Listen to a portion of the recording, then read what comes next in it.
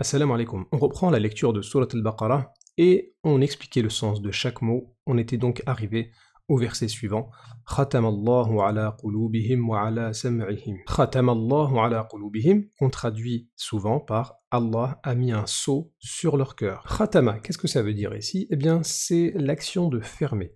Fermer quelque chose de telle sorte à ce que rien ne peut y sortir et rien ne peut y entrer. Dans Khatama, il y a aussi la notion de fin, d'achèvement, comme quand on dit Khatama al-Qur'an, il a terminé le Coran, il a fini la lecture ou l'apprentissage du Coran. On a aussi l'exemple d'un verset où Allah Azza wa Jalla nous dit que le prophète alayhi salatu wassalam, il est Khatam al-Nabiyyin, on a aussi Khatim al-Nabiyyin, nous avons les deux lectures, et donc ça montre que le prophète alayhi salatu wassalam, il est la fin, le dernier des messagers. On a aussi dans Surat al-Mutaffifin que les croyants yusqawna min rahiqim makhtoum, les croyants seront abreuvés d'une boisson qui sera fermée, c'est-à-dire que personne ne pourra boire avant toi et personne ne pourra introduire ou faire sortir de cette boisson-là quelque chose. Il y a donc la notion de fermeture. Khitamuhu misk, et à la fin de cette boisson-là, il y a une odeur parfumée agréable. Ainsi, dans Khatama, il y a la notion de fermeture et de finalité. Et dans ce verset-là, Allah Azza wa Jalla nous dit que certaines personnes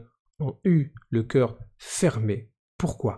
Puisque juste avant, ce sont eux qui ont kafaru, ce sont eux qui ont recouvert la vérité, étant donné qu'ils ont fermé eux-mêmes, ils ont choisi de fermer leur cœur, eh bien, le résultat c'est que Allah Azza wa Jalla les a jugés selon ce qu'ils voulaient faire.